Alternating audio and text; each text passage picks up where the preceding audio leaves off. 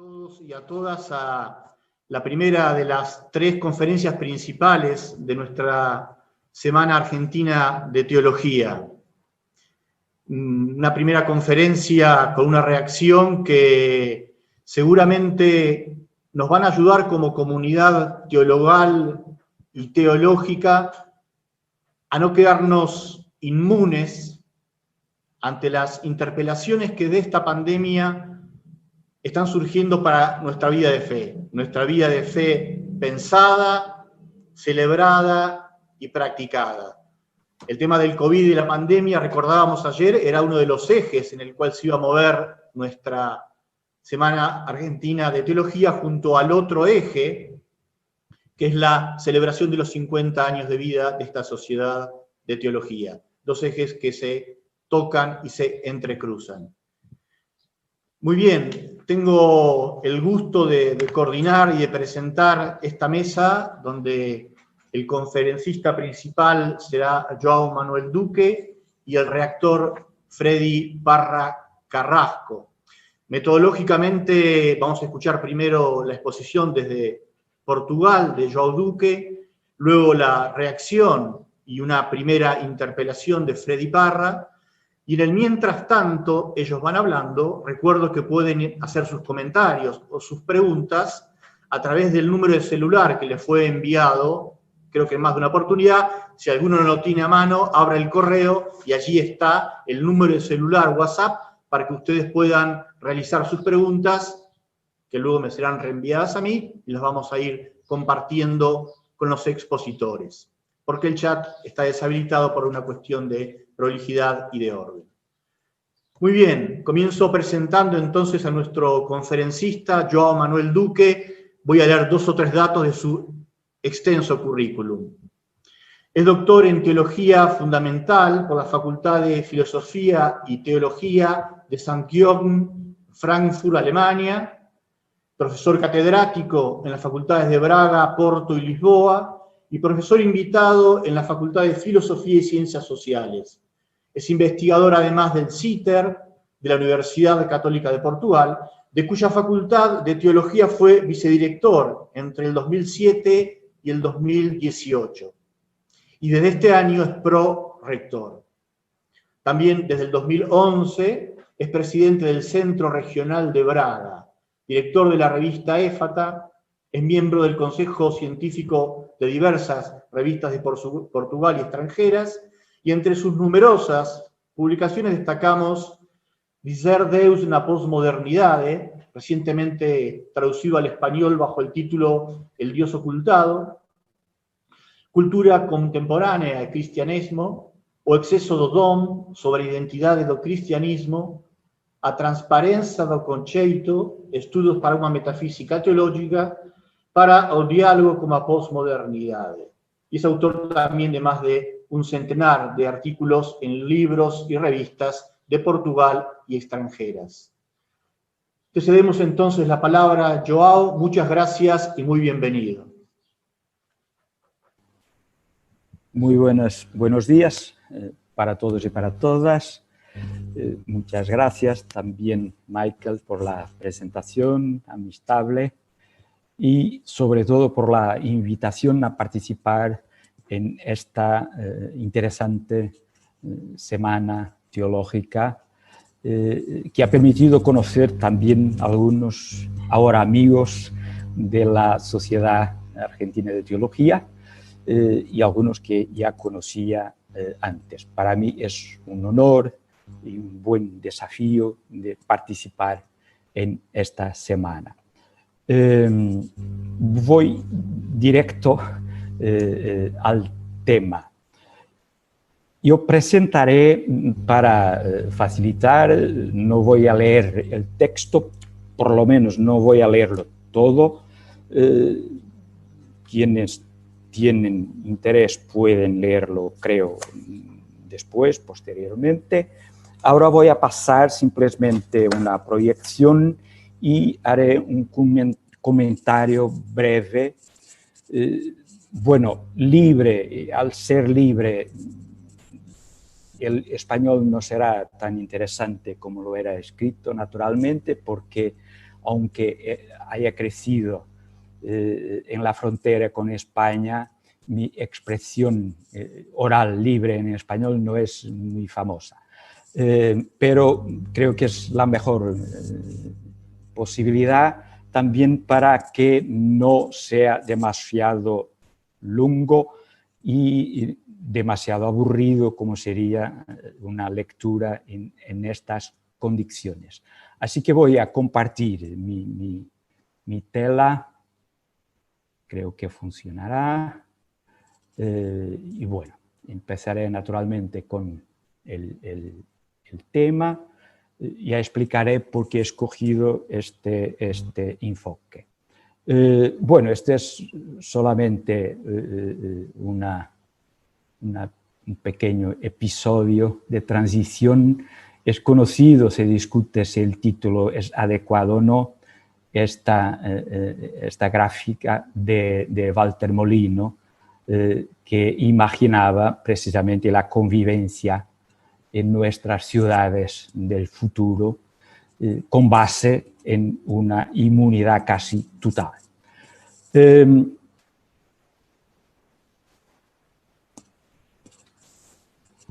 Como introducción, he leído y me he inspirado un poco en algunos artículos y libros, incluso, que se han publicado bastantes ya, de conocidos intelectuales actuales, por ejemplo, Agamben, por ejemplo, Zizek, por ejemplo, Edgar Morin, etcétera, sobre la pandemia.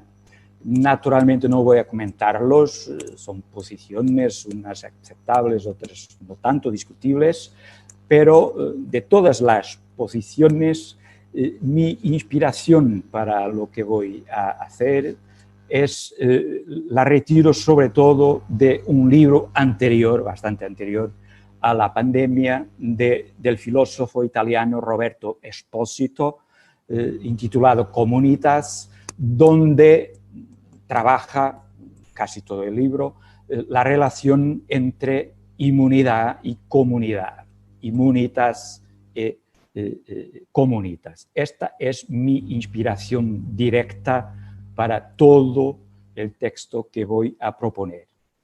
A propósito del contexto de la pandemia y también para una aplicación más directamente teológica, trabajaré, aunque no tanto, la relación entre salud y salvación, basado en la palabra salus, que es bastante común, y relacionando, aunque no profundizando, creo que es un tema que podría profundizarse mucho más, una cierta experiencia que no es de la pandemia, sino anterior, pero ahora se ha tornado más evidente, entre ciertas utopías de salud, utopías higienistas actuales, y la relación o la expectativa de salvación muy concentrada en la salud, lo que Agamben denomina una reducción de la salvación al problema de la nuda vita, o sea, al problema de la vida simplemente biológica o zoológica en la terminología de Agamben. Es una cuestión que estará presente, pero un poco secundaria. Antes de pasar al primer punto, me gustaría decir que yo tomo aquí el fenómeno de la pandemia sobre todo como revelación. No lo tomo ni como malo, que lo es naturalmente, provoca víctimas, ni como bueno, puede que sea, no sé, sino sobre todo como revelación de realidades, de sentidos, en el sentido bueno o malo, constante, es variable, ya veremos por qué a lo largo de la presentación. Haré mi presentación en tres puntos. El primero, concentrado en estrategias de inmunización de antes, durante, después de la pandemia, pero que se han revelado ahora de forma más clara. En el segundo punto voy a proponer una alternativa con base en el concepto de comunidad, realidad de la comunidad. Aquí sí, basado en Roberto Espósito, precisamente que contrapone inmunidad a comunidad. Y terminaré, creo que leeré después la última parte, con consecuencias, una lectura más claramente, explícitamente teológica, partiendo de las áreas fundamentales de la teología. El punto 1, utopías de inmunidad, así lo titulo. Voy muy simplemente pasar los tópicos y decir algo para los tópicos, no desarrollarlos mucho, porque si no, no tendremos tiempo para todo. Creo que podemos, muy simplemente, habría otras posibilidades naturalmente, situar algunas estrategias de inmunización o posibilidades de inmunidad o deseos de inmunización o inmunidad en una situación pre-COVID, o sea, independientemente de la pandemia, algunas que se han manifestado, revelado más claramente en la pandemia y otras que serán posibilidades de un mundo post-pandemia que no será posiblemente tan diferente así del mundo pre-pandemia o de durante la pandemia será ciertamente, pero de antes, infelizmente, puede, no tan diferente. Empezando por las inmunizaciones ya antiguas. Voy a empezar por una lectura que ha hecho Expósito de la modernidad, de la que Hobbes es naturalmente el representante, puede que más claro, que es el representante de una posición o lectura de la humanidad en que el individuo, en su necesidad o afirmación de supervivencia como individuo, afirma la validad fundamental de la inmunidad de ese individuo ante el otro humano como la característica fundamental de la humanidad. O sea, el individuo supervivirá si lograr ser inmune a la comunidad y puede incluso que a la naturaleza. O sea, la lucha incluso tecnológica de la modernidad con la naturaleza, que el marxismo también ha trabajado bastante bien, puede ser comprendida a la luz de este impulso moderno de inmunidad del individuo ante la comunidad y la naturaleza.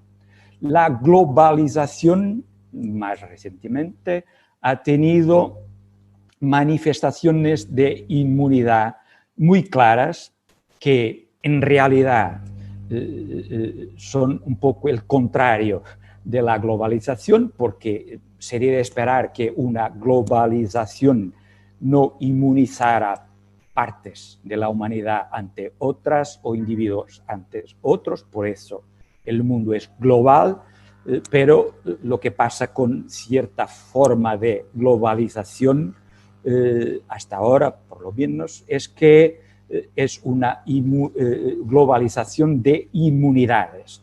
Partes, puede que más ricas de la humanidad, que buscan una inmunidad ante partes o regiones más pobres, etc.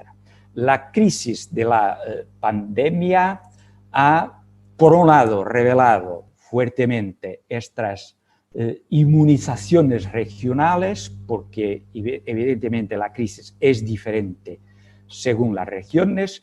Por otro lado, ha revelado que a pesar de todo, estamos juntos en una pandemia que afecta a todos.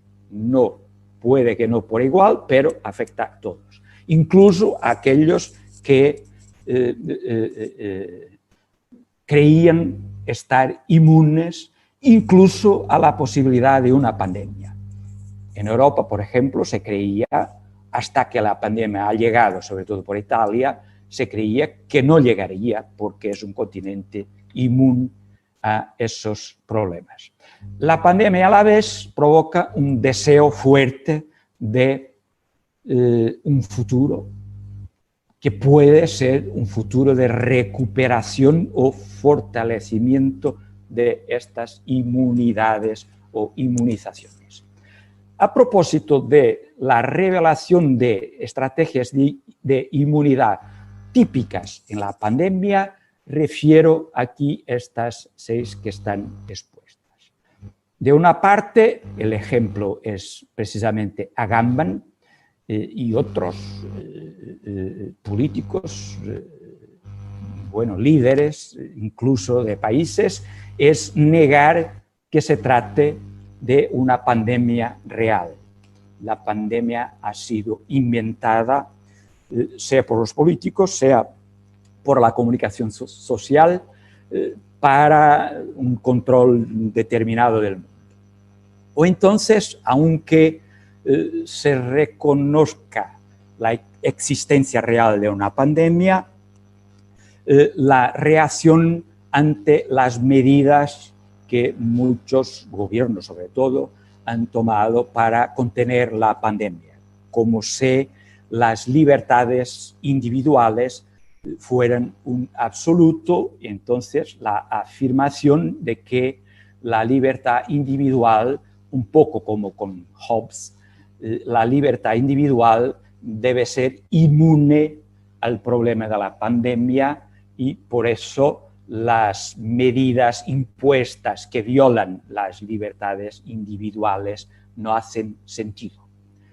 Una otra forma, ahí, sobre todo para la gente que admite la pandemia, la lleva en serio, pero naturalmente con la pandemia tiene miedo de lo que pasa y lo que puede pasarle así individualmente, se construye con esta posición el miedo del otro, o sea, el otro humano se vuelve una nueva especie de sospecha, un programa de defensa ante el otro. En realidad estamos ante estrategias de inmunización individuales ante otros individuos, que nos lleva a la cuarta, que es hay que procurar precisamente para lograr la inmunidad la debida distancia relativamente al otro. Hemos llegado a una convivencia o una especie de convivencia basada en el no tocar, el noli me tangere famoso de que Jean-Luc Nancy ha escrito un bello libro, que hay incluso unos filmes sobre este tópico del no me toques, que se vuelve un paradigma de existencia en la búsqueda de inmunidad o de no ser naturalmente contaminado, porque la inmunidad es la imposibilidad de ser contaminado o evitar ser contaminado. El recurso virtual, como lo que estamos haciendo ahora, es una solución posible. Claramente permite una relación al otro, pero siempre en una base de distancia, o sea, de una forma de inmunidad. Incluso en el confinamiento, esto lo trata muy bien el libro, que a mí me agrada bastante, el libro de Bernard-Henri Lévy, este virus que nos vuelve locos, que es una crítica a un cierto romanticismo que acompaña algunas medidas de la pandemia. Y sobre todo el romanticismo de la recuperación de la vida en el hogar. O sea, nosotros que vivíamos muy dispersos, muy estresados en la vida profesional, sobre todo en las grandes ciudades, hemos tenido la oportunidad por un mes, por 2 meses, de vivir y recuperar la vida familiar, la vida de la casa, el tiempo para nosotros, para los amigos, para la familia. Bueno, eso no es que sea falso, pero puede ser comprendido como una estrategia romántica de inmunización por relación a todas las otras personas que no están en casa y por relación sobre todo al espacio público, en principio fundamental para la existencia humana y sobre todo para la vida política. Y termino con una estrategia de inmunización muy teológica. No ha sido frecuentemente utilizada en esta pandemia, por lo menos no muy públicamente, que es cierto recurso, invocación fácil de Dios, sea porque esto es responsabilidad de Dios, que quiere naturalmente castigarnos. Algunos no creyentes lo han transferido a la naturaleza, es responsabilidad de la naturaleza que vive ahora la oportunidad de una venganza relativamente a lo que hemos hecho con ella, o entonces, eso sí, más frecuentemente, incluso en textos teológicos, considerados, y es la cierta seguridad que tenemos que Dios naturalmente no nos abandonará y por lo tanto todo irá bien, al final todo saldrá bien y con eso podemos construir una inmunidad por relación a las víctimas, vivas o muertas, de esta pandemia en nombre de un futuro mejor garantizado por Dios. Esto naturalmente evita la contaminación de la difícil libertad humana, que es una libertad problemática naturalmente y marcada también por el sufrimiento que estamos naturalmente atravesando.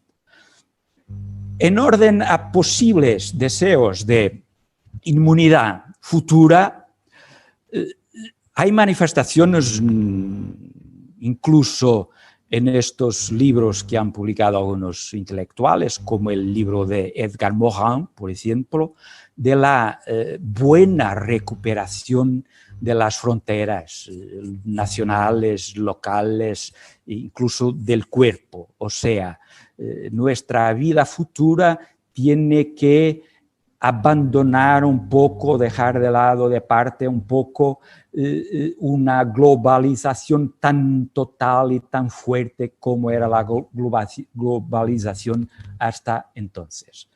O sea, se está verificando ahora que es necesario que los países tengan capacidad de supervivencia mínima, capacidad de vivir isolados mínimamente para situaciones como estas, que es probablemente más interesante el desarrollo local con menos ligaciones totales internacionales, o sea, inmunización de nuevo de algunas regiones, hasta la inmunización del cuerpo propio. O sea, ya veremos con esta pandemia lo que pasa después. O desaparece por completo y volvemos al mismo anteriormente, o permanece, o con el miedo de otra trataremos de implementar o implantar en el cotidiano estrategias de fronteras entre los cuerpos. No sé cómo iremos a saludarnos después de todo esto.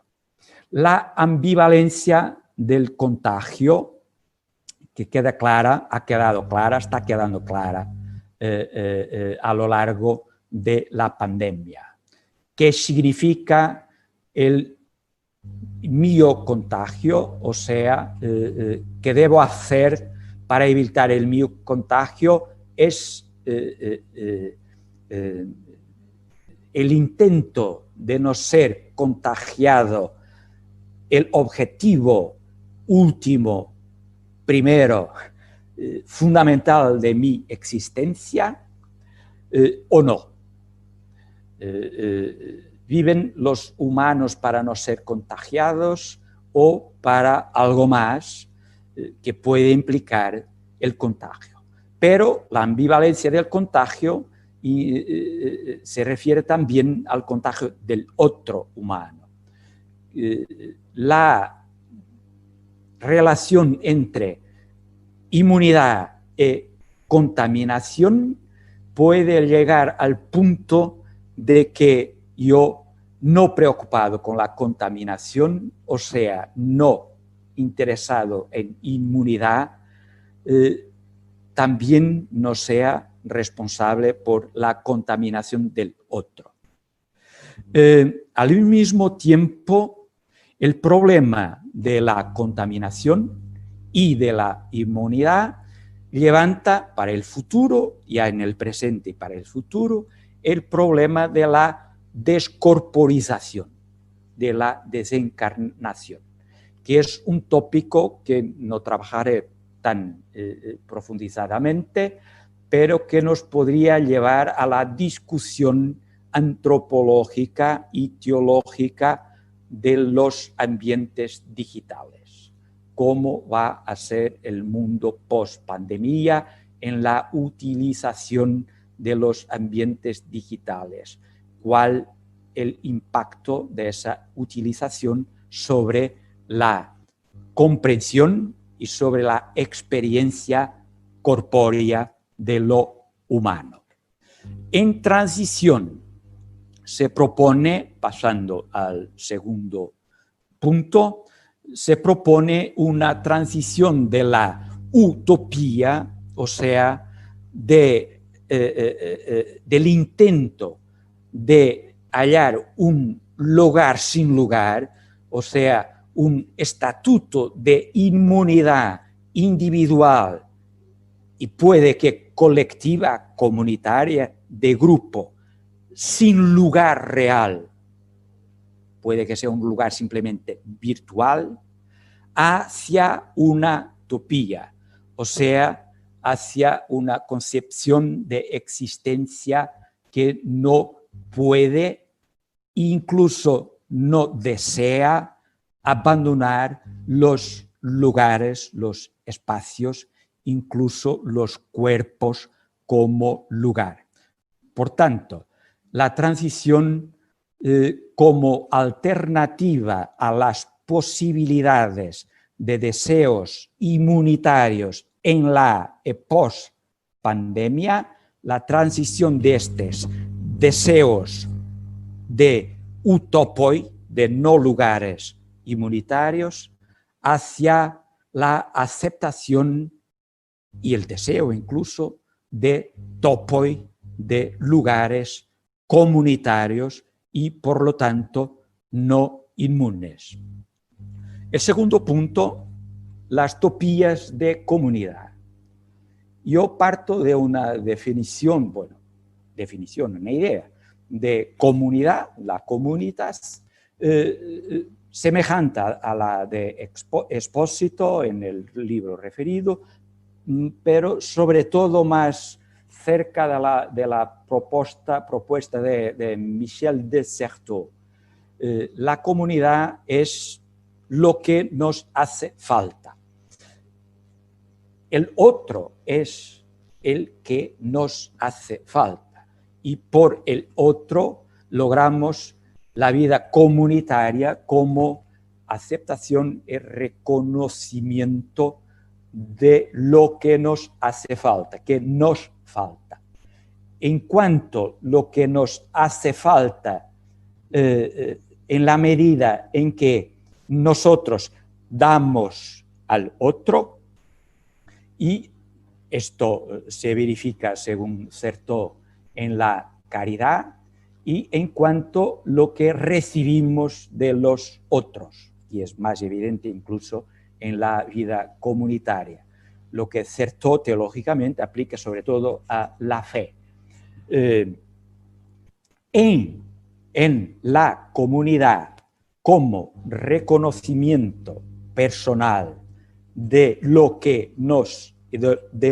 que nos hacen falta, están los cuerpos expuestos unos a los otros. La comunidad, entonces, no es una idea, no es un cuerpo en sí misma o en sí mismo, sino el conjunto, la red de los cuerpos personales expuestos unos a los otros.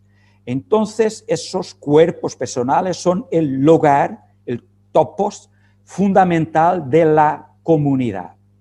En la exposición de los cuerpos se da naturalmente, necesariamente, la contaminación, el contagio, en todos sentidos, incluso, sobre todo, en sentidos metafóricos, pero no solo.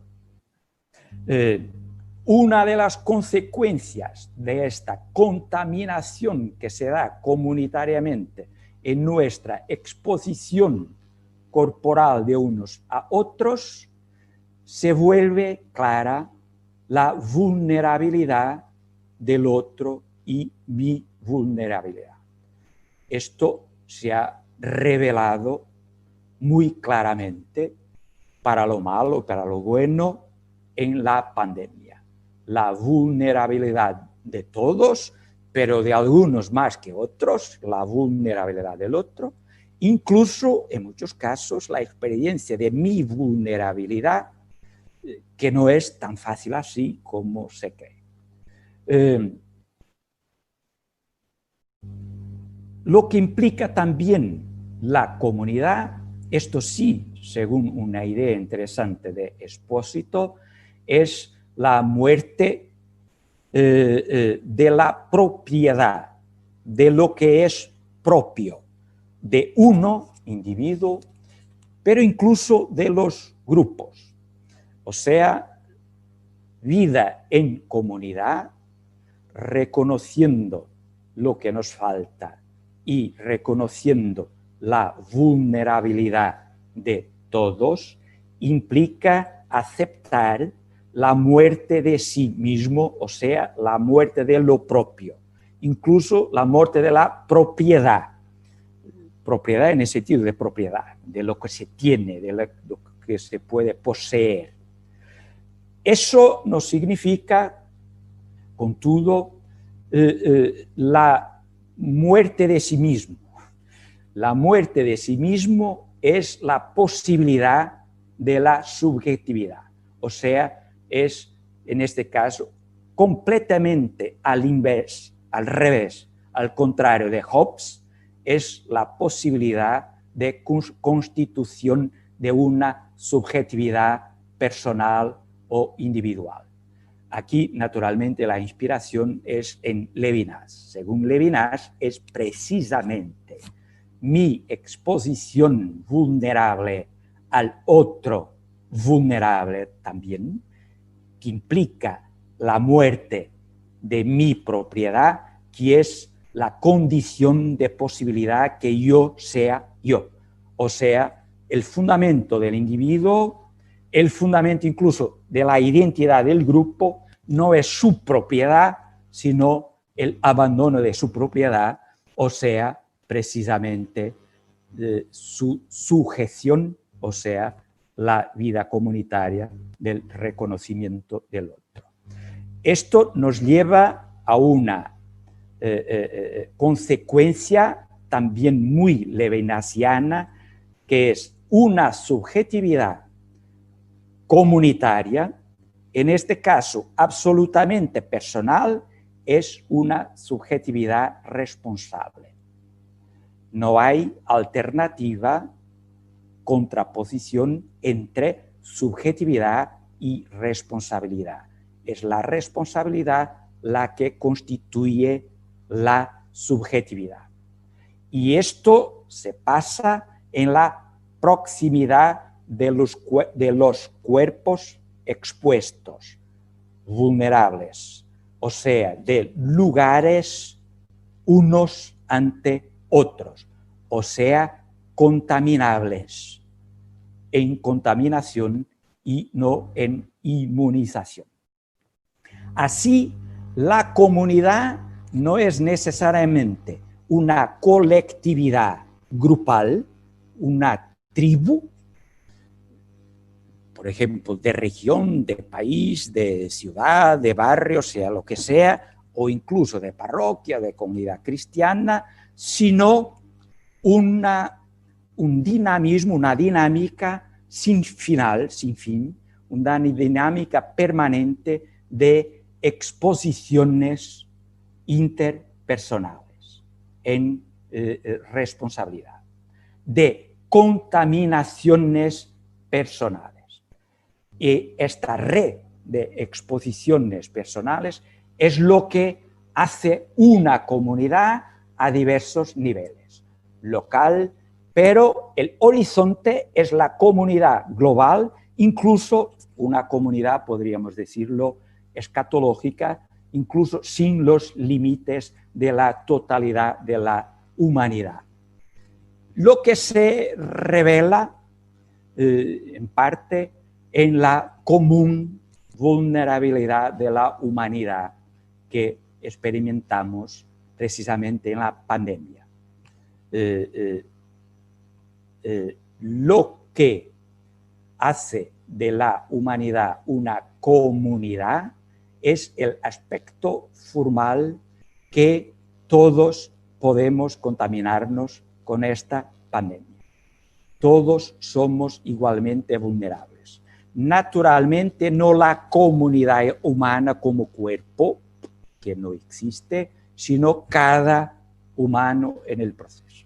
Pero una vez que cada humano puede contaminarse, mi próximo puede contaminarse, yo puedo contaminar al otro ante mí, eso revela una situación común, a la vez absolutamente personal e individual y a la vez absolutamente comunitaria.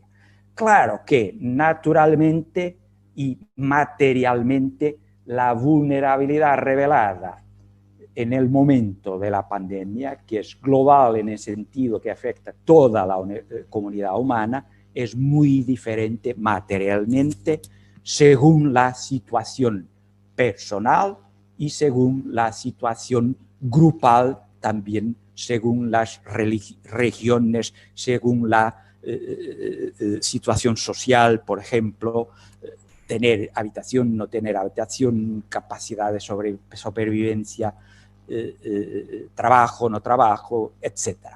O sea, en realidad la pandemia puede ser tomada como revelación de una participación muy diferenciada, localizada, personalizada en la única humanidad universal, o sea, en la comunidad humana.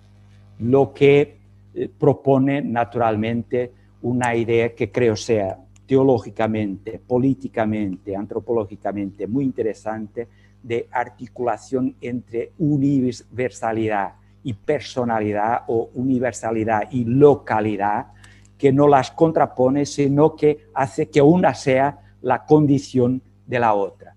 Creo que es muy semejante a la propuesta de fondo de la última encíclica del Papa Francisco, de la Fratelli Tutti, que es una comprensión de una universalidad global, pero no total, no totalizante, sino localizada y personalizada.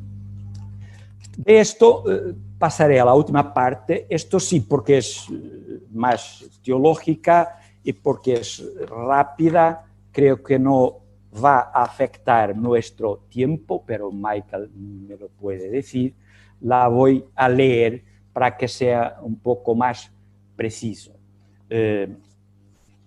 Lo propongo como título, naturalmente, una teología no inmunizada. Una teología mismo, como trabajo teológico.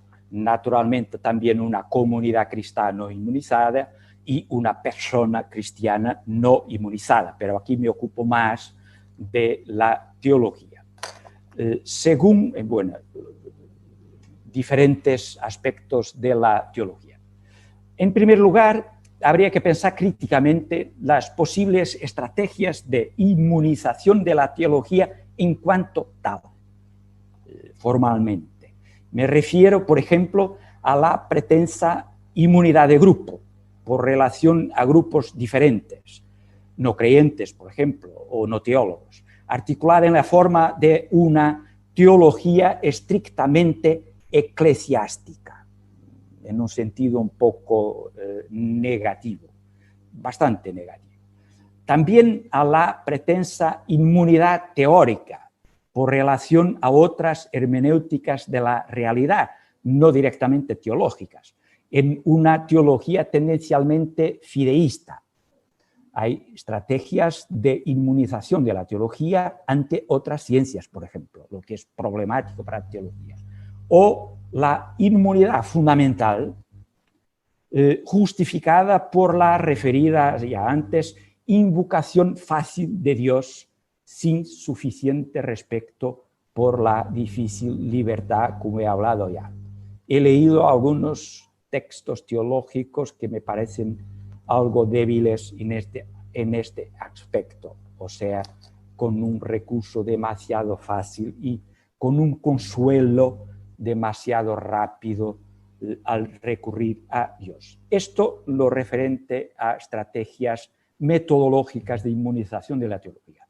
En segundo lugar, un aspecto importante y fundamental al discurso teológico que procura evitar estrategias de inmunización es la paradoxal presencia en ese discurso de la dimensión de trascendencia. No en cuanto referencia demasiado vaga o simplemente abierta, es un concepto que a veces tenemos en teología, sino sobre todo como símbolo de la indisponibilidad de la realidad y de su fundamento, lo que implica una teología consciente de la indisponibilidad del sujeto a sí mismo, así como de la indisponibilidad del otro, del diferente y del mundo, no una teología, por lo tanto, totalizante. Esta condición, tercer punto, que aparenta ser demasiado abstracta, todavía indeterminada, quizás simplemente formal, encuentra su contenido concreto y su determinación precisamente en la libre exposición al mundo y al contagio por el mundo, sobre todo por el otro humano, como bases del trabajo teológico. Lo que significa que la labor teológica, para la labor teológica, la decisión clara por la pragmática del cotidiano. Superar la tentación de inmunidad significa para la teología, antes de todo, asumir el riesgo de contaminación por parte de lo humano en su realidad cotidiana, no solamente en sus esquemas trascendentales, como lugar permanente de toda su elaboración, aunque sea a posteriori su elaboración conceptual. La pandemia deja claro que la teología tomará tanto más en serio su misión cuanto más se deje contaminar por lo humano real y por el mundo, en sentido literal, pero también en sentido metafórico. Cuarto punto, una teología no inmune al cotidiano humano sino profundamente contaminado por él, sigue rigurosamente el paradigma cristológico, no tanto el de una cristología ontológica o deductiva, desde arriba, como se dice, sino el de una cristología fenomenológica, histórica, inductiva. Según ese paradigma, creo que claramente formulado en Calcedonia, la humanidad concreta y cotidiana de Jesús en la contaminación es la forma plena de cómo Dios está en el mundo, contaminado en el munus interhumano, que hace la inmunidad, o la communus, la comunidad, sin estrategias de inmunización. La historia de Jesús es, digamos, paradigmática en este punto. De ahí el paradigma cristológico. Punto siguiente, la más directa y quizá más importante consecuencia del paradigma cristológico se puede recoger en el campo de la soteriología. La salvación, también como salud, pero más allá de una utopía simplemente higienista, no equivale a la inmunidad que permite la supervivencia, sino a la responsabilidad en la comunidad construida por la exposición interpersonal. Además, el paradigma cristológico implica que la salvación no sea posible a no ser en su mediación humana, cotidiana, no como intervención directa, excepcional de Dios, sea ahora, sea eventualmente en un futuro mejor y esperado. La salvación de Dios se da en la contaminación interhumana del cotidiano. La exposición interpersonal, paso siguiente, porque implica la responsabilidad en libertad, es paradigma de la exposición de cada humano al mundo también no humano.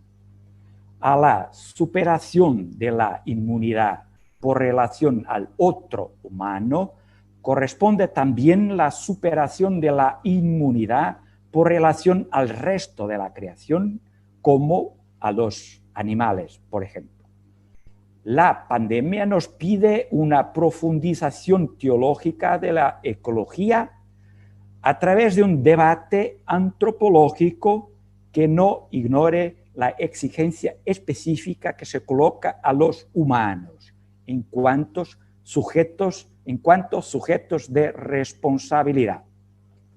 Más allá de cierto monismo indiferenciado o de cierta recuperación de una perspectiva animista de la naturaleza, como dicen algunos posthumanismos, la teología tiene una palabra importante en el debate antropológico contemporáneo.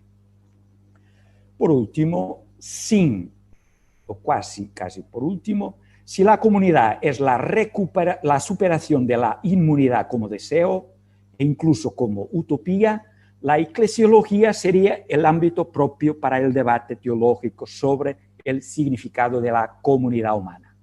No en el sentido de una inmunización de las comunidades eclesiales a su exterior, sino precisamente evitando su inmunización por relación a lo que es exigido a cualquier comunidad humana. Aunque sin pretensiones de ser modelo perfecto, la comunidad eclesial debería ser un topos, un lugar importante para la realización de la comunidad humana. Con eso, la teología de la comunidad eclesial evitaría caer en aquello de que han acusado la última encíclica de Francisco, Fratelli Tutti, de evocar bien la necesidad de conversión de la comunidad humana y de sus relaciones, olvidándose a veces de hablar de la necesidad de conversión de la comunidad eclesial misma. No creo que la crítica a Francisco sea totalmente correcta, pero el peligro es real. En ese sentido, es fundamental una configuración de la eclesiología como reflexión sobre la comunidad humana, como superación de la inmunidad humana. Al mismo tiempo, esa reflexión eclesiológica tendrá que pensar el equilibrio entre persona y institución, entre bien común y subjetividad, entre universalidad de la casa común y vida local de cada persona en su red de relaciones comunitarias. En realidad, evitando, por una parte, la inmunidad de una idea o forma global de iglesia en la uniformidad y, por otra parte, la inmunidad del grupo parroquial, diocesano, nacional o incluso regional o continental. El cuidado del pobre concreto y prójimo es precisamente el índice de universalidad de cada uno y de cada comunidad local. Por último, retomamos la cuestión del deseo de salvación y del imaginario correspondiente. Eso determinará naturalmente el perfil de una teología de la historia y de una escatología. Si es pensable una utopía teológica, la pregunta a colocar podría formularse así: ¿qué nos es permitido esperar?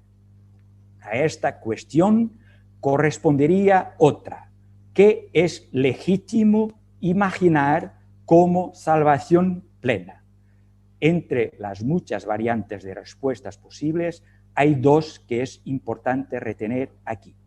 En primer lugar, una escatología no inmunizada problematizará críticamente la pretensión de la salvación deseada, de que la salvación deseada sea posible como simplemente bienestar personal o grupal según el paradigma higienista de la seguridad a través de la huida de todo tipo de contaminación según sus variados significados, más físicos o más metafóricos.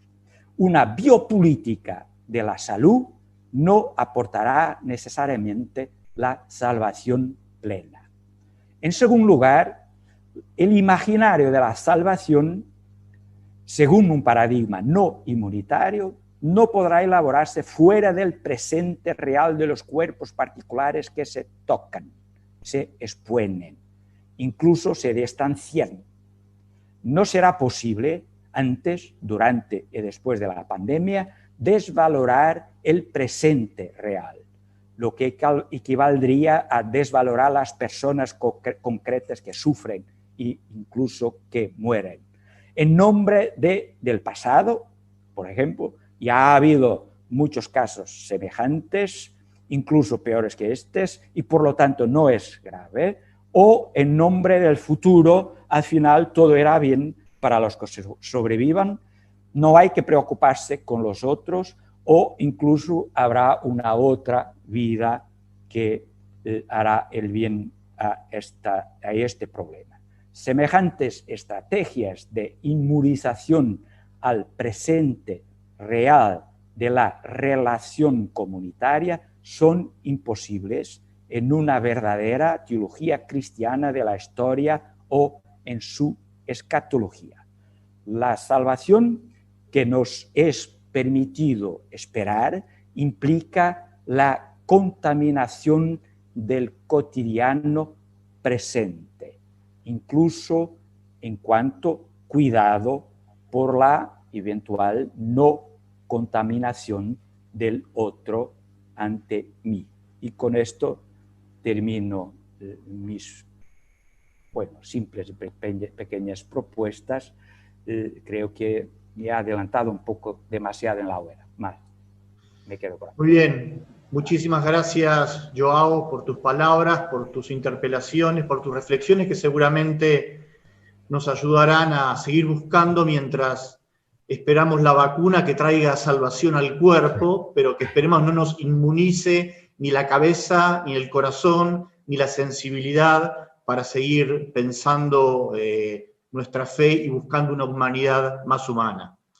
Vamos a tener ahora entonces una reacción por parte de Freddy Parra. En tanto, les recuerdo que quienes quieran hacer sus comentarios o preguntas pueden hacerlo por escrito al WhatsApp que figura también ahora en el chat de esta aula. Tendremos un tiempo muy acotado de 15 minutos, pero bueno, algunas preguntas y comentarios podremos compartir.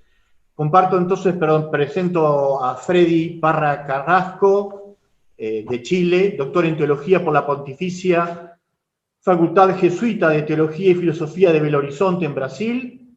Es profesor titular de la Facultad de Teología de la Pontificia Universidad Católica de Chile, de la cual ha sido vicedecano entre los años 2004 y 2012 y decano entre los 2013 y 2015.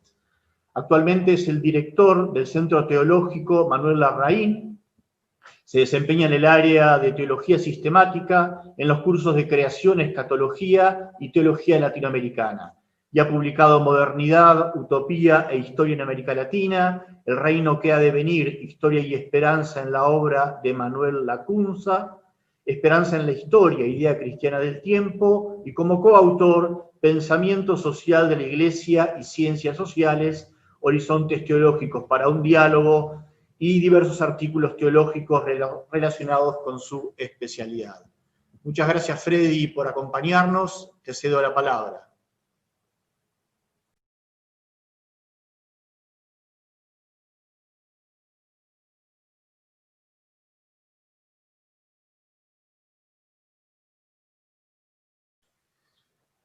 A ver qué está pasando con Freddy. ¿Está por ahí? Ahí está, sí. No.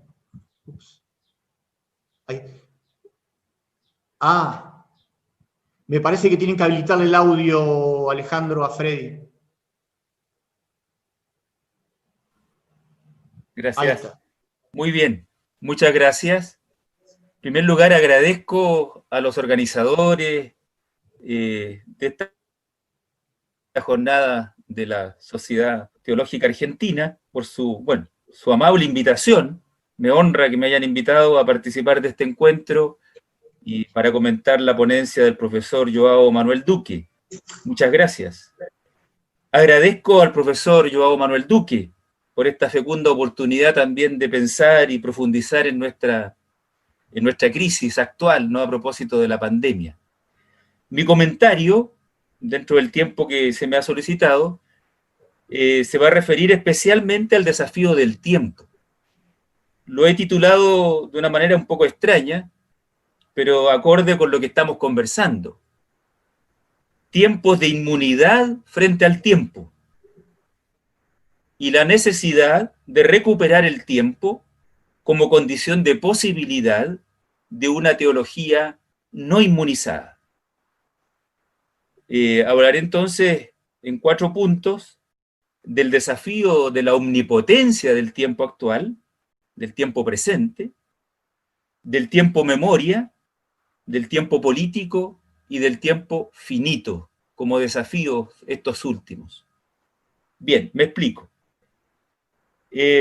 Manifestando mi acuerdo con los planteamientos fundamentales de las 2 primeras partes de la exposición del profesor João Manuel Duque, pretendo concentrar mi comentario en el apartado 3, referido precisamente al de una teología no inmunizada, que, como bien explicó recién el profesor, asume el riesgo de un contagio por parte de lo humano real y concreto, asumiendo la vida cotidiana y el mundo, siguiendo entonces el paradigma cristológico de la encarnación y que retoma la dimensión comunitaria, interpersonal y corporal, sin dejar de lado el desafío ecológico que no ignora a su vez la responsabilidad humana.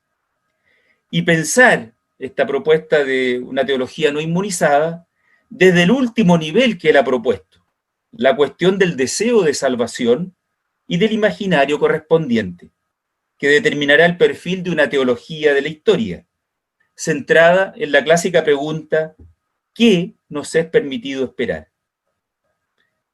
Postulo, y aquí comienza mi comentario complementario, postulo que toda pretensión de salvación o imaginarios de salvación, o de futuros de plenitud, parcial o no, según un paradigma no inmunitario, ciertamente no son ni serán viables si no recuperamos el tiempo. Es decir, si no superamos la devaluación e incluso, aunque parezca exagerado, hasta la ausencia de tiempo, que en cierto sentido habitamos.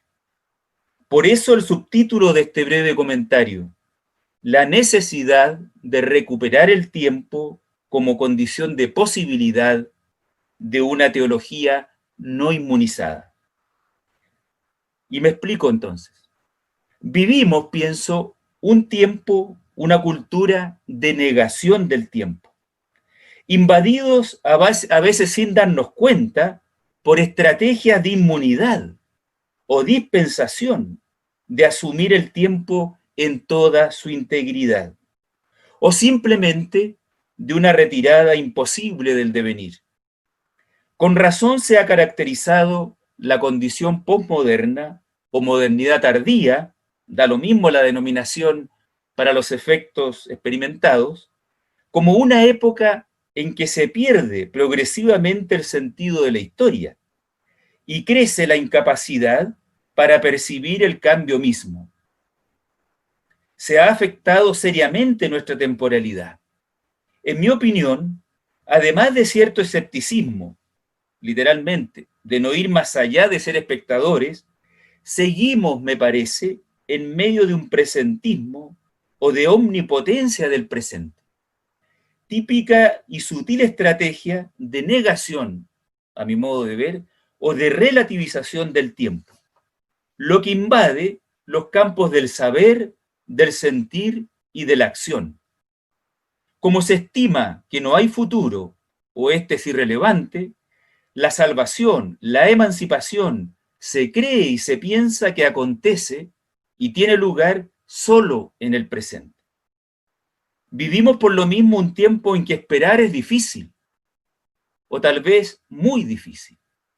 Ciertamente se ha modificado la conciencia temporal y espacial, junto a la consabida crisis de las utopías modernas, las tendencias culturales contemporáneas más significativas, a saber, la simultaneidad creada por la globalización, la mediatización de las comunicaciones, la satisfacción inmediata en medio de una cultura del consumo, etc., han debilitado, sin duda, las bases de toda historicidad.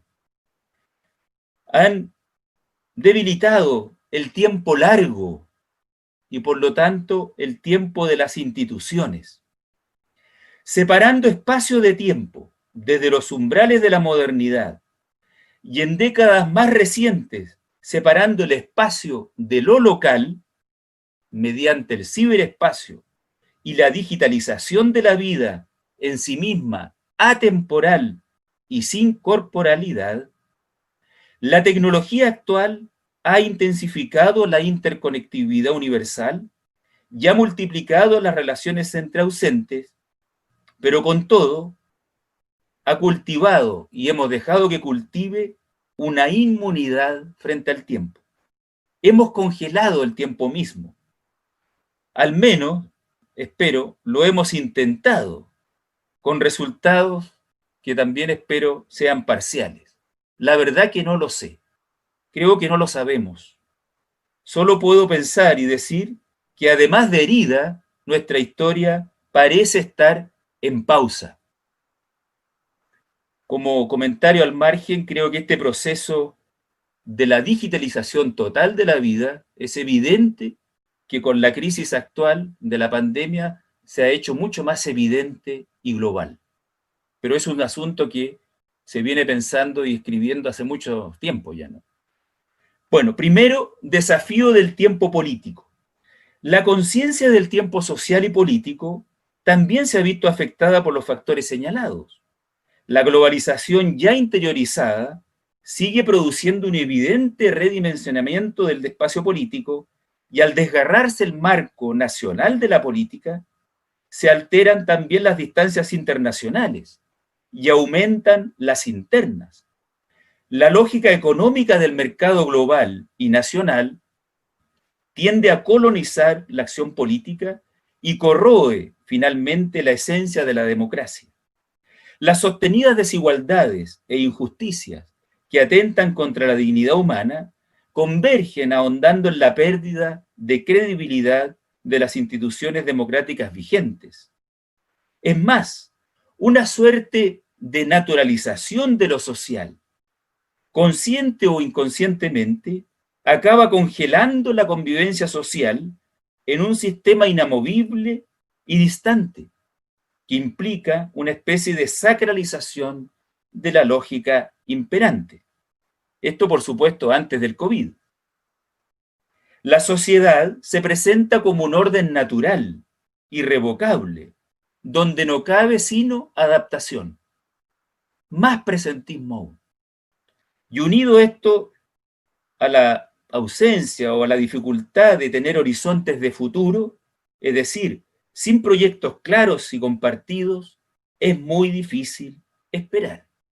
Es muy difícil percibir sentido en los esfuerzos y en las protestas sociales y políticas preocupadas por un desarrollo humano integral y por profundizar hoy las democracias en nuestra región.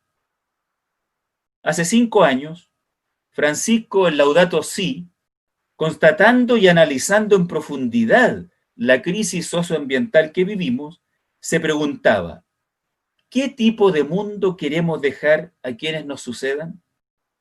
Interrogante que por sí misma abraza el tiempo y el espacio en todas sus dimensiones. La insoslayable dimensión intergeneracional, presente y futuro, inseparable de la intrageneracional, pasado, presente, instante actual, ha puesto de relieve que soluciones económicas, sociales y políticas de nuestro presente no pueden ignorar las condiciones aptas para la vida de las generaciones futuras.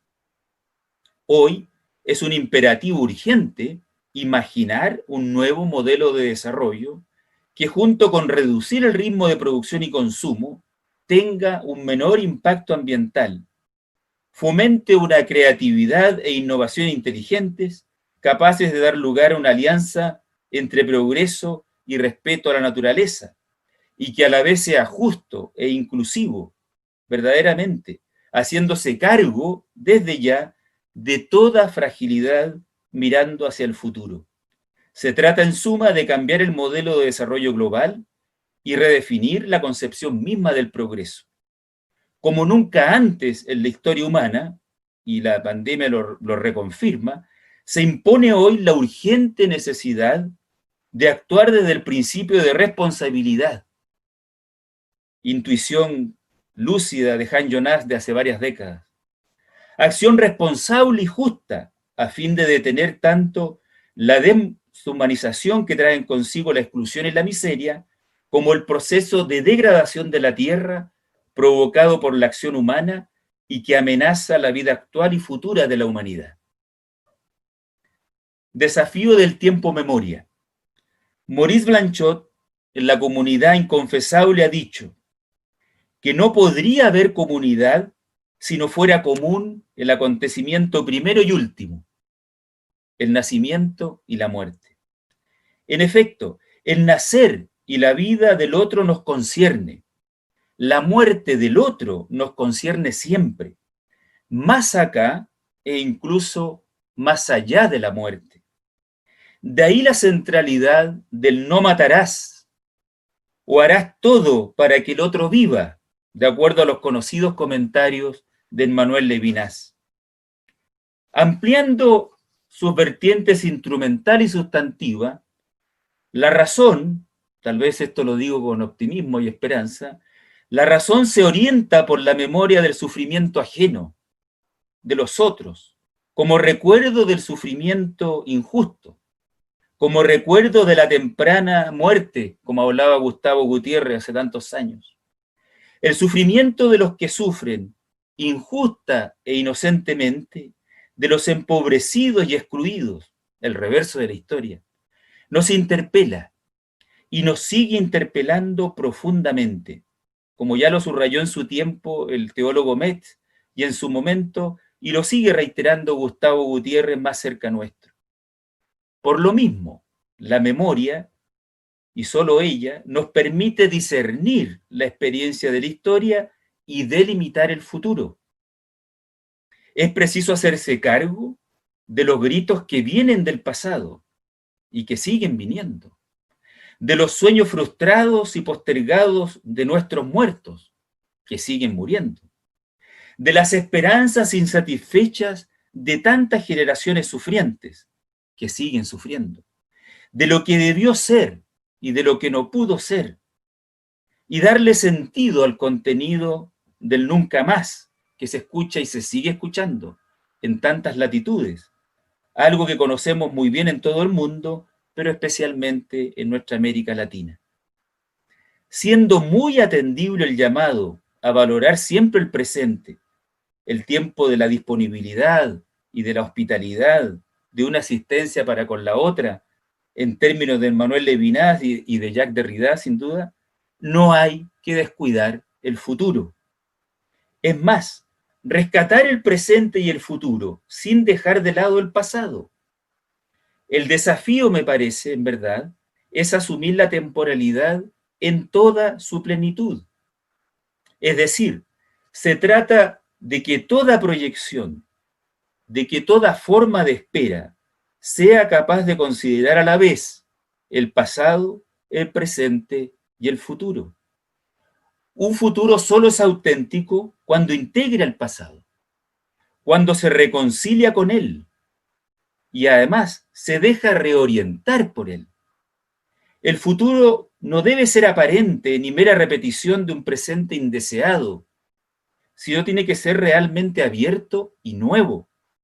Y esto no es solo asunto que concierne a la razón utópica, sino también y sobre todo a la razón anamnética, es decir, a la memoria. Desafío del tiempo finito, para ir culminando este comentario. El tiempo, además de todo lo dicho, ¿no?, y de todo lo que no se puede ni se alcanza a decir por problemas de tiempo, el tiempo es ciertamente finito, está emplazado, como lo dijera hace tantos tiempos Javier Zubiri, tiene plazo, es ilimitado, es limitado, es signo y expresión de nuestra finitud.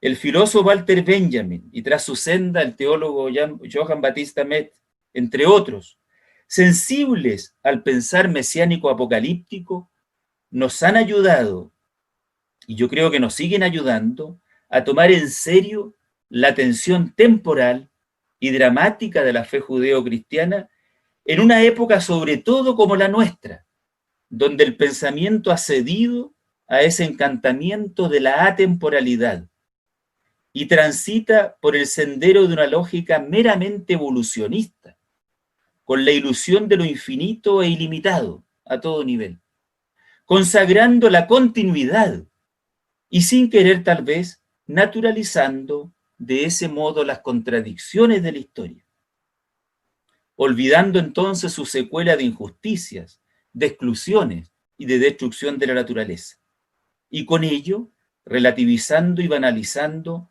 todo sufrimiento. Esta recuperación del tiempo finito, limitado, tiene repercusión, o debería tener, en la praxis cristiana. Y el creyente se ve, o debería verse, exigido a introducir la interrupción en la marcha de una historia injusta y devastadora de la naturaleza. En este caso, una clave del futuro nuevo radica en interrumpir la racionalidad del progreso. Y este esfuerzo teórico y práctico a la vez implicaría o implica un doble movimiento. De por un lado anticipar lo que se espera, sin duda, de vivir en el presente las metas que orientan nuestra praxis, pero al mismo tiempo hacer memoria de las víctimas de ayer y de hoy, las socioambientales y las ecológicas en sentido estricto, las del COVID-19 de ayer, de hoy y mañana, visibilizando sus sufrimientos y aspiraciones vitales por otro. Al grito de los excluidos y de los que sufren se une hoy, en verdad hace bastante tiempo, el grito de la tierra, como tantas veces lo ha recordado en las últimas décadas el teólogo brasileño Leonardo Boff. Gracias a golpes y heridas que dejan a la luz nuestra finitud colectiva y cósmica, la conciencia se abre paulatinamente, quizás demasiado lentamente y con mucha resistencia, a integrar también el sufrimiento de las criaturas no humanas y el de la misma tierra en su conjunto. Una palabra final. A los creyentes en el crucificado, resucitado, que ha de venir, no olvidemos la parusía, se nos llama a vivir la esperanza en medio del presente, reinventando siempre los caminos que logran anticipar, limitada y parcialmente la paz mesiánica del reinado de Dios anunciado. Y precisamente a los creyentes nos corresponde orar y pedir y actuar, pidiendo sabiduría para reconciliar el presente con el pasado y asimismo con el futuro, evitando que se confunda lo penúltimo con lo último. El sufrimiento y el seguimiento que conlleva muchas veces este seguimiento histórico del resucitado es inseparable de la esperanza en la vida nueva que trae consigo la manifestación última de Jesucristo. Ven, Señor Jesús. Entonces no habrá ya muerte, ni habrá llanto, ni gritos, ni fatigas, porque el mundo viejo ha pasado. Apocalipsis 21:4. Muchas gracias. Michael me pidió también una pregunta para el profesor, para terminar. Sí. Espérame un segundito, Freddy. Sí. Muchísimas gracias, ante todo, por tu reacción. Joao Duque tiene que irse inmediatamente a asumir en el acto de la universidad. Yo no sé si tiene un par de minutos, Joao, si te puedes quedar para la preguntita de Freddy y luego te dejamos ir en paz con la bendición apostólica. Yo creo que puedo, por lo que hemos hablado también antes, que puedo de inmediato tener una pequeña reacción porque en la práctica es la pregunta que eventualmente sería colocada. Y tengo esa pena mía, o sea, porque esto sería muy interesante a debatir. Agradezco a Freddy porque esta reacción ha sido precisamente la reacción al final del texto y como continuidad del texto, claramente.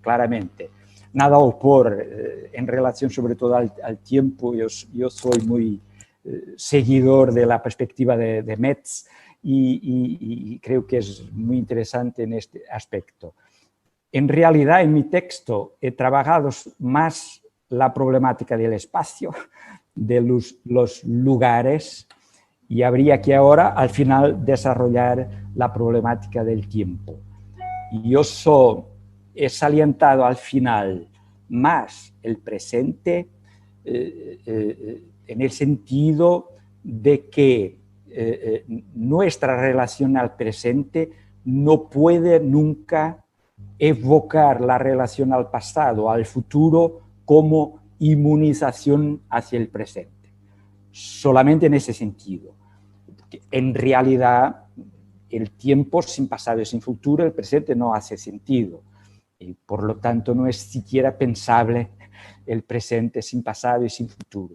Ahora, creo que es real que puede el futuro, incluso la esperanza dicha escatológica, puede funcionar muchas veces como inmunización hacia el presente real. Y ahí creo que el paradigma cristológico, o sea, el reino de Dios está entre vosotros, o sea, en realidad, aunque haya a esperar una plenitud futura, en realidad la plenitud escatológica está sucediendo, es posible que suceda en el presente real. Así que no creo que haya propiamente contradicción, o sea, creo que son acentos algo diversos incluso creo que esta acentuación, no solo de la dimensión tiempo, sino de la dimensión memoria y de la dimensión esperanza y futuro, es un complemento muy necesario para la presencia en el cotidiano por parte de la teología. Y por eso agradezco mucho a Freddy esta intervención final, porque creo que ha no solo complementado, sino que ha evitado posibles malentendidos a mi propuesta de responsabilidad en el presente. En ese sentido le agradezco mucho. Y tengo inmensa pena de no poder seguir, que es un problema administrativo, porque me gustaría mucho participar en un debate más largo sobre no solo estos aspectos, sino otros que pudieran surgir, pero voy a tener que irme. Muchísimas gracias, Joao. Es perfectamente entendible, realmente, tanto tu conferencia como la reacción de Freddy da para mucho más. Nos vamos a quedar unos minutitos más nosotros, pero te dejamos que vayas a asumir tus otros compromisos. Te agradecemos de todo corazón y te mandamos un abrazo grande desde aquí, de Argentina, Joao. Gracias. Perdonadme, todos los que están oyendo. Sé que no es una cosa que se debe hacer. Uno que hable debe participar en todo el debate. Pero bueno, es el tiempo, no da para todo. Muchas gracias, Joao. Gracias a todos. Adiós. Que vaya muy bien. Ha sido un gusto. Gracias, un abrazo. Bien, han entrado unas cuantas preguntas, quizás la mayoría más como direccionadas a la conferencia de Joao, pero como vos también la leíste, Freddy, y sabés del tema, quizás yo te comparto alguna pregunta, a ver si tenés alguna, opinión para dar. A ver, quizás vamos a respetar la primera que llegó, que es un poco quizás más amplia. Desde una perspectiva teológica, ¿podría verse la pandemia como una ocasión providencial para salir de una pretendida inmunidad autorreferencial, moderna, posmoderna? Porque al desinstalarnos, el COVID necesariamente nos abre al otro, con mayúscula. ¿Sí? Como una ocasión providencial para salir de una inmunidad autorreferencial. Sí. Sí, y yo estoy... ¿te respondo de inmediato o esperamos otra pregunta? No, dale así yo voy mirando ya. A ver cuál puede ser. Dale. Bueno, yo leí la ponencia con tranquilidad y la pude analizar. También tuvimos un encuentro el viernes pasado con el profesor Joao Duque. Efectivamente, es algo que yo creo que es así, digamos. Es decir, estoy de acuerdo con él cuando dice de que la pandemia, ¿no? Lo dijo al inicio, es una especie de revelación, ¿no? Entre comillas, ¿no? Es una revelación, efectivamente, de nuestras contradicciones fundamentales. Yo he subrayado una de ellas, es decir, yo creo que es revelación de nuestra vulnerabilidad, ¿no? De nuestra fragilidad universal. Es revelación de que todos compartimos una misma casa común y que la seguimos sufriendo y ahora la estamos sufriendo de otra manera. Es revelación de que los vulnerables están en todas partes, pero que unos sufren más que otros. También lo dice el profesor Duque, ¿no? Literalmente, bueno, y es una reflexión que ha circulado también en todos los continentes, ¿no? Y particularmente en América Latina y en cada país. Es revelación de lo que yo he denominado el presentismo, ¿no? Usando un neologismo, ¿no? Es decir, esta omnipotencia del presente que me parece que sufrimos y vivimos hace varias décadas ya. Es decir, la globalización con todas las ventajas y posibilidades que ha traído, efectivamente, unido, ¿cierto?, a la revolución de las comunicaciones y unido a la tecnología de la digitalización, ha hecho que estemos en un mundo virtual hace mucho tiempo, ¿no? El ciberespacio, ¿no? La digitalización, que con la pandemia también se ha revelado universal, ¿no? Y necesaria, ¿ah? Que tiene su ambigüedad, ¿no? Tiene su positividad también, pero también puede tener su negatividad, ¿no? Yo creo que ninguno de estos fenómenos hay que verlo en su pura negatividad, pero al mismo tiempo hay que rescatar la positividad, o al revés, no solo verlos en su positividad, sino que también en sus riesgos. En ese sentido yo creo que estaría de acuerdo con la pregunta, ¿no? Es la posibilidad de un cambio, ¿no? Recuerden ustedes que, a propósito de la crisis ecológica, ¿no?, en todos los niveles, y bueno, partiendo por Laudato Si, se ha reconocido que hay que hacer un cambio de rumbo. Esto lo manifestó ya la Carta de la Tierra, escrita el año 2000.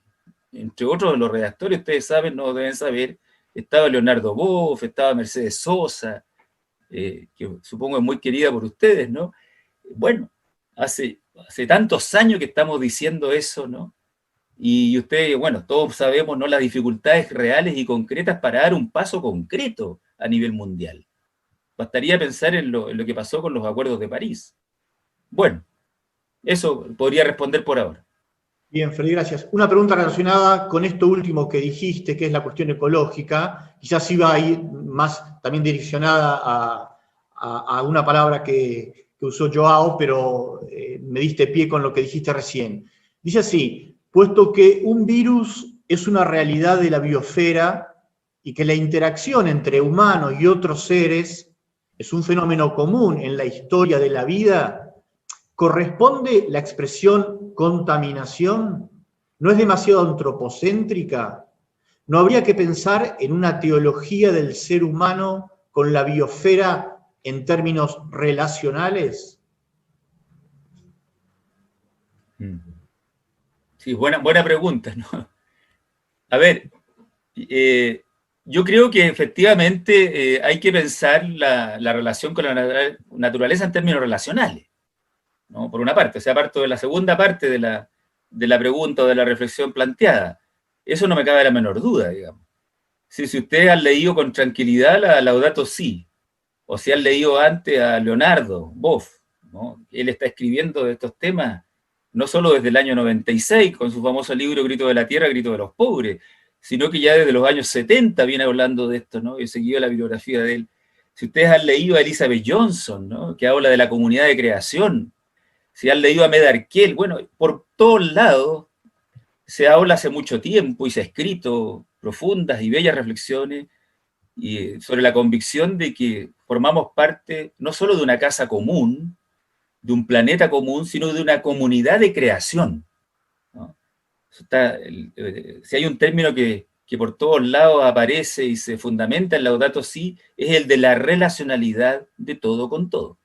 Es decir, eso no hay duda hoy día, ¿no?, en el pensamiento teológico y ecológico, o en una ecología teológica.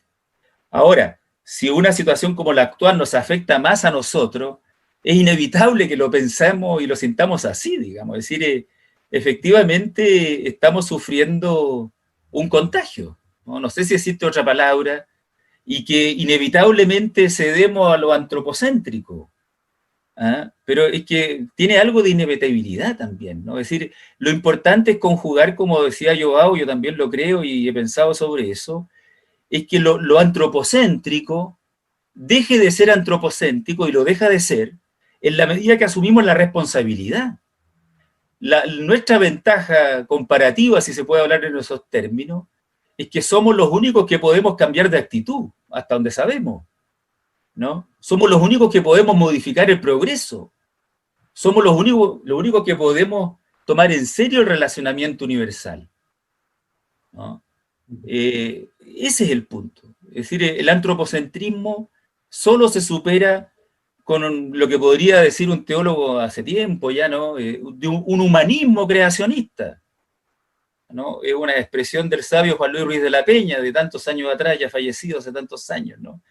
Es inevitable, ¿no?, entender el paradigma bíblico como un humanismo creacionista, que tiene como punto de partida de que somos criaturas también nosotros, y que compartimos la creación. Y eso unido a la responsabilidad, ciertamente. Eso podría decir. Muchísimas gracias, Freddy. Sí, estamos llegando al tiempo que nos habíamos planteado, 12:15, 1h30. Muchísimas gracias también por tu invitación a desde una razón no solo utópica, sino también anamnética, y diría yo, de una razón cordial, instalada, con los pies en el presente, seguir pensando estos múltiples desafíos que se abren, como hemos visto en las preguntas que pudimos compartir, y las muchas que lamentablemente quedan en el aire. Yo antes de dar la palabra a alguno de la comisión de la SAT, que tiene que hacer un pequeño avisito, me permito cerrar como coordinador compartiendo un poema off the record que tiene que ver con el tema de la salvación, y una salvación que no sea individual, de nuestro querido y grande Mario Benedetti, No te salves. No te quedes inmóvil al borde del camino, no congeles el júbilo, no quieras con desgana, no te salves ahora ni nunca, no te salves, no te llenes de calma, no reserves del mundo solo un rincón tranquilo, no dejes caer los párpados pesados como juicios, no te quedes sin labios, no te duermas sin sueño, no te pienses sin sangre, no te juzgues sin tiempo, pero si a pesar de todo no puedes evitarlo y congelas el júbilo y quieres con desgana y te salvas ahora y te llenas de calma y reservas del mundo solo un rincón tranquilo y dejas caer los párpados pesados como juicios y te secas sin labios y te duermes sin sueño y te piensas sin sangre y te juzgas sin tiempo y te quedas inmóvil al borde del camino y te salvas, entonces no te quedes conmigo.